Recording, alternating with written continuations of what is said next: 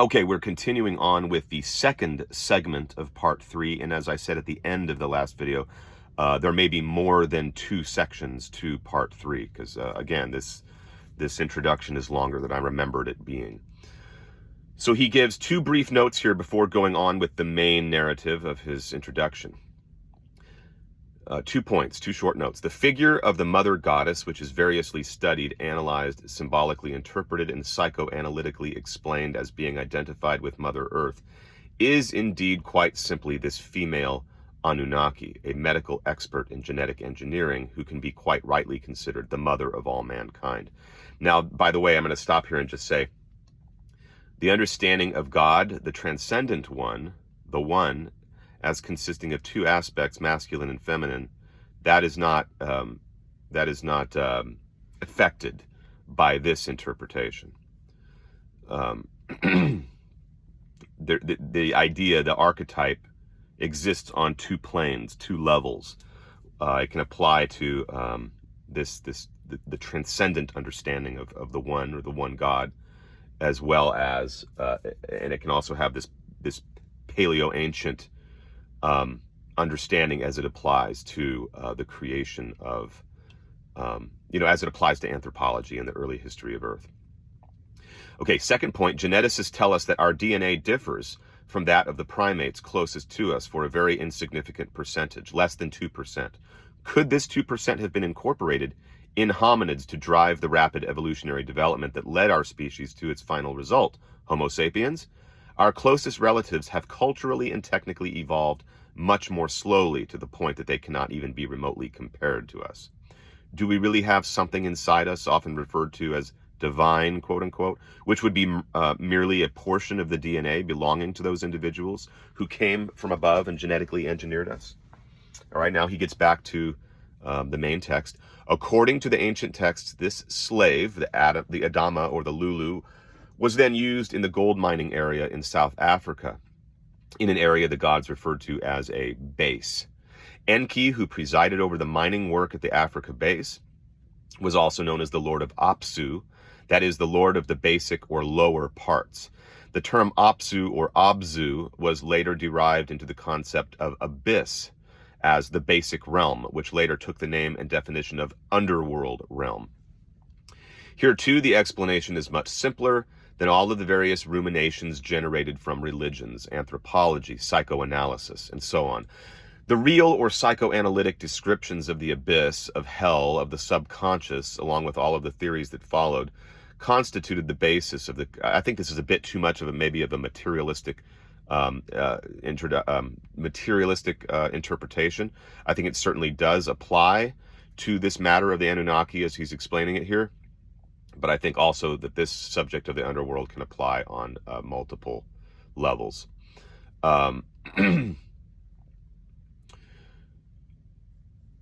So along constitute the basis of the conception of the concept of receiving a heavenly reward. The real or psychoanalytical descriptions of the abyss, of hell, of the subconscious, along with all of the theories that followed, constituted the basis of the concept of receiving a heavenly reward versus a horrible punishment in an endless hell.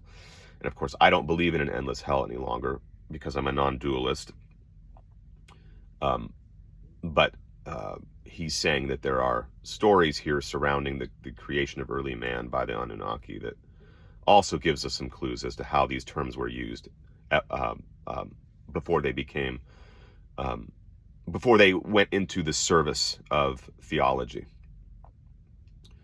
The Lord of the Apsu, or abyss, was none other than the leader of the mining work in the land at the base, in the depth of the southern mines, obviously considered the lower part of the planet by those who lived in the northern hemisphere. The worker's efficiency made his presence useful also in the land of Sumer, the biblical Shinar, where men were said to be divided there in Genesis 11, which is, of course, the Tower of Babel story. Homo sapiens then worked for the Anunnaki, delivering services that were progressively more sophisticated. From the simple and brutal ground digging, he eventually became a true servant, useful for any type of task. This creature would work under control and supervision of the gods, and perhaps it is precisely for this reason that the territory in the southern central Mesopotamia was named Sumer, meaning land of the guardians. Here there is also an interesting correspondence with Egyptian stories, recalling the so-called Zeptepi, or the first time, or the prime time, the primordial period when Netiru, or the guardians, inhabited the earth. Indeed, all Middle Eastern cultures seem to share a common reference to an era when quote-unquote gods were on earth and watched men working for them and serving them. Men were also taken to their experimental lab of crop cultivation situated in the east, in Eden, or Edin, Edin, house of the righteous ones, God's home. Again, that's interpretation is from Sitchin, that translation, where all sorts of trees sprouted, delightful to see and good for food. We also know that these new creatures were produced in a series. The process was this: DNA was first taken from a young Anunnaki's blood and then inserted into the hominid's egg cell, the earthly, primitive hominid's egg cell. Upon receiving the new genetic material, the egg was then implanted into the uterus of Anunnaki females who carried the fertilized egg through pregnancy and finally childbirth. Both males and females were produced through this technique of genetic engineering. This, by the way, is precisely the function that many myths give to the mother goddesses. This new creature, the Adama or the Adam of the Bible, was a hybrid and as such, unable to procreate. The Adama did not possess any knowledge that could make him similar to the gods, such as the ability to give life to another being. He also had a much shorter lifespan, so in that regard, he did not have, he was not made similar to the gods. So now he gets into a little bit more into the Adam and Eve story. There was a constant rivalry between Enki and Enlil, the two sons of the Lord of the Empire. This rivalry had consequences on the new species that had been created in order to meet the needs of the Anunnaki who worked in the mines. Enki loved his creation and decided to give it the knowledge, the absolute knowledge, which would free it from its creators. The ability to reproduce independently. In other words, to procreate. In short, the know-how that would make it similar to the gods. He did this without the approval of his brother. So you can see, if we were to accept the general truth, the veracity of this story from texts that are older than the text of Genesis, then one could see how one would want to not interpret the snake or the serpent in such an evil light as he is understood in Christianity. There are different ways to understand Satan. He is seen as evil in other myths as well, such as in Jewish Kabbalah, for reasons that have nothing to do with why Christianity interprets him as being an evil being. And if you knew, or if you're already familiar with the Jewish Kabbalistic interpretation, you would completely disagree. You would actually interpret Yahweh as evil and the snake as being in our corner, trying to help us escape this sort of dystopian control that the Anunnaki have over us. When Enlil, the elder brother, came to know of this, he became enraged and then ousted the male and female from Eden. That protected paradise. Paradise, incidentally, is a term that comes from Iranian paradisa, an enclosed place. Enlil sentenced them to seek food for themselves. He also told the female she, quote unquote, would procreate, experiencing great pain, and this is understandable considering that so far creation was a prerogative only of Anunnaki females. Men then began to multiply on their own and to populate the territory. Now the Bible tells us that God's children, whose females were obviously scarce, saw men's, Adam, the earthly daughters, and were infatuated. So they joined with them and begat, Genesis 6, 1-8, because the two species were naturally compatible. This fact aroused the wrath of Enlil, who did not like the new creature and openly condemned this racial mingling. In the meantime, it had also become very difficult to manage the problems resulting. And by the way, again, I have to insert something here. This issue of Enlil's anger about racial intermingling plays a huge role in Jewish Kabbalah, and has a lot to do with the animosity between Jacob and Esau in the Kabbalistic conception of things, in the Kabbalistic understanding of how we are to understand the meaning of Genesis 1 through 3.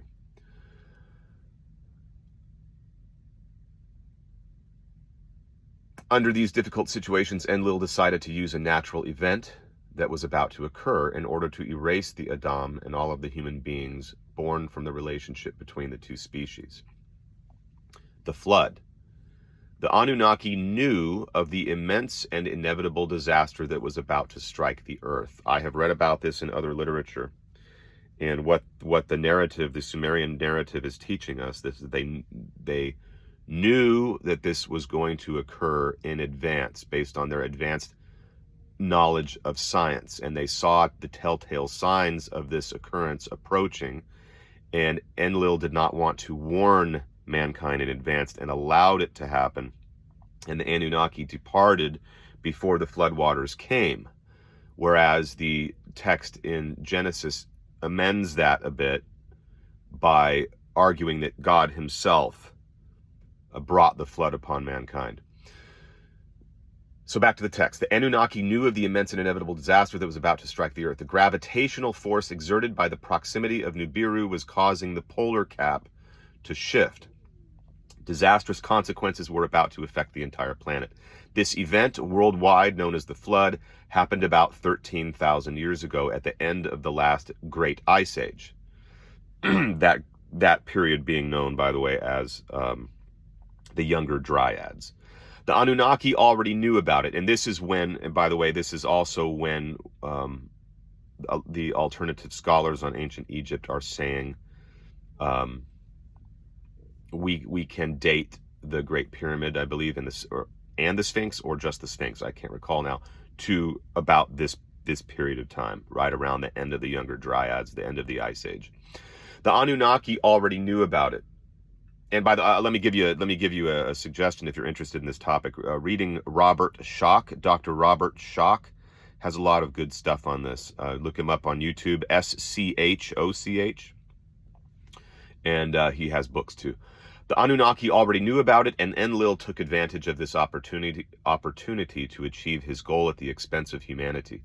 He decided to temporarily leave the planet without alerting humankind, condemning them all to extinction along with all of the animals inhabiting the planet. In fact, the gods left on their ships and returned only when the floodwaters receded. We said, however, that Enki, quote-unquote creator of mankind, loved his creatures, and driven by this feeling, decided to save at least some of them. He therefore warned one man, called Utnapishtim in the Sumerian Noah, of the imminent danger, and gave him the necessary instructions to rescue him, his family, and some animals useful for their survival. Enki knew that after a time the normal conditions of life would reestablish. Thus, the god Enki provided Utnapishtim the building plans and instructions on how to build an ark that could preserve the human species from the impending disaster. It is curious to note how the Bible's editors, anxious to affirm the oneness of God, have revisited this conflict between two gods by turning it into a sort of inner conflict experienced by the one God in Genesis chapter 6. So they psychologize it, essentially. He decides to wipe humanity off the earth, but then has a second thought and finally chooses to redeem one just and pure man who had found his favor and with whom he made a new pact.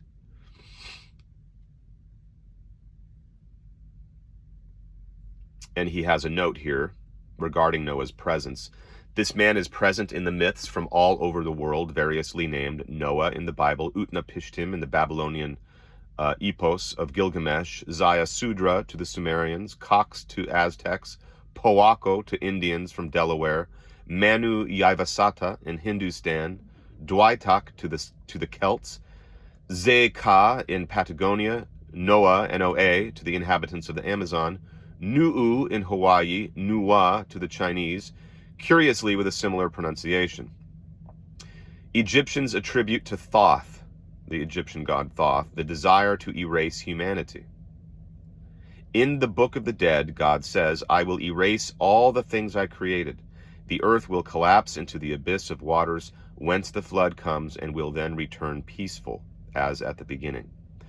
The whole of humanity understands this event recorded for the first time by the Sumerians, those who had the privilege of walking with gods and living with them. The people who, after the end of their time, also received the instruments to proceed along the path of humankind with civilization and cultural evolution. After the flood, so we're back to the main text here, after the flood, the course of human evolution goes on. The gods established new cities and new command centers. They made important land reclamations in order to make some parts of the territory habitable and usable.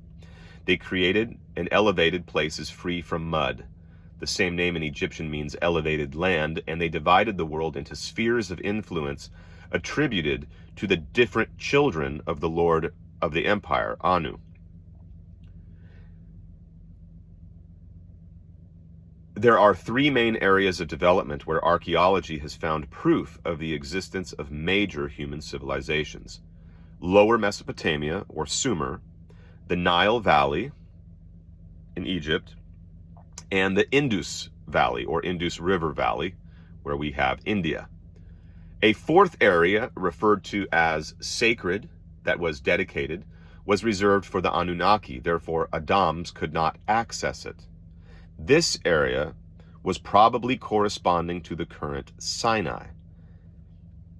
So this is where they think the original Eden may have been. The Egyptian myths of the origins tell that Ta, name of Egyptian origins and not Semitic, came from beyond the sea. The Red Sea Strait, also called Ta Natiru, or the land of the guardians, was the land of the primordial gods, known as the Tillman, that Sitchin translates as the place of the flying machines.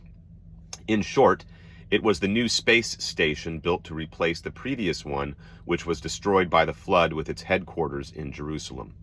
Jerusalem thus became the world's center, the target of the missions on planet Earth, where at the time of Abraham reigned Melchizedek, the king of justice, the righteous king, as written in Genesis chapter 14. In these new settlements, the Anunnaki chose some Adams to govern in their stead and began to pass on part of their scientific, botanical, and astronomical knowledge. Coincidentally, Sumerians say that long after the flood, the command center was brought to Earth around 3670 BC, which is when the Sumerian days computation and the Jewish calendar actually begin. So that's a very interesting coincidence. Thus, the priest-king caste was born, made of especially skilled people chosen by the Anunnaki to reign over the Adams. Originally, these were semi-gods or demigods, individuals in whose veins were flowing with Anunnaki blood, children of union between the Adams and the gods. They acquired their power from knowledge, which was transferred to only a few. These demigods were meant to be intermediaries between Anunnaki and the new terrestrial species. We recall that all ancient people later claimed to have received their knowledge directly from the gods. All ancient people across the world made the same claim to have received their knowledge directly from the gods, which would obviously be the Anunnaki or the Elohim, and many populations have developed traditions of initiation, the system of knowledge transmission that confers the fundamental knowledge only to a few privileged individuals deemed worthy to receive it and able to understand and manage it. And this is one of Masonry's so-called secrets. And you can even find hints of this in a Q&A at the beginning of certain copies of the Masonic Bible. Contrary, because I've seen one. Contrary to what was later said, however, this was about a very practical knowledge concerning the technical and cultural development of the people to be governed. construction, cultivation, and breeding techniques, as well as mathematics, scientific, and astronomical knowledge. These skills and abilities would have appeared to be magical in the eyes of the people deliberately kept in ignorance. In short, this knowledge was nothing spiritual, but instead a kind of practical knowledge, guaranteeing that the few could exercise power through control of those activities necessary for the development of the subjected human population. The representatives of these gods were the ancient king priests, and they were also concerned with practical tasks. They would manage the gods' properties and wealth, and they would ruin their daily lives. Excuse me, that's actually a misprint. They would run their daily lives as masters of the house. In addition, they would also take care of those dwellings that were considered their worship places, those that we nowadays call massive Templar centers. I think he meant to say temple centers, but I guess that works since the Templars are kind of fit into this a little bit, this narrative. The king priests, above all, possessed astronomical knowledge, a basic science for Anunnaki who needed to know precisely about the planetary orbits in order to plan their trips to and from their home planet. Some say that the astronomical knowledge of ancient peoples arose from a need for them to be able to develop and practice agriculture, but we all know that the astronomical information needed to cultivate fields is very minor and confined to events that affect at most the weather and possibly the moon cycles. In fact, they held the so-called tablets of destinies, astronomical maps which detailed the upcoming cosmological events. Scientists knew how to predict exactly what is happening in the sky, even several millennia in advance, including the locations of the stars and planets at any given time, the eclipses, and the comet's movements. This is a good place to stop, and I'm going to pick up again on the other side. Well, here, let me read a small note he gives on the Tablet of Destinies, and I'll end there. For the Anunnaki, the ability to predict the future was a vital necessity, as it was the prerequisite for long journeys into interplanetary space. Those who possessed and controlled the Tablet of Destinies held the power. This astronomical knowledge was gradually transferred to the king priests, or intermediaries between normal humans and the Anunnaki. These king priests had an influx of Anunnaki DNA, who thus acquired the ability to predict the future. In other words, they could predict what was going to happen concerning the movements of the stars and planets.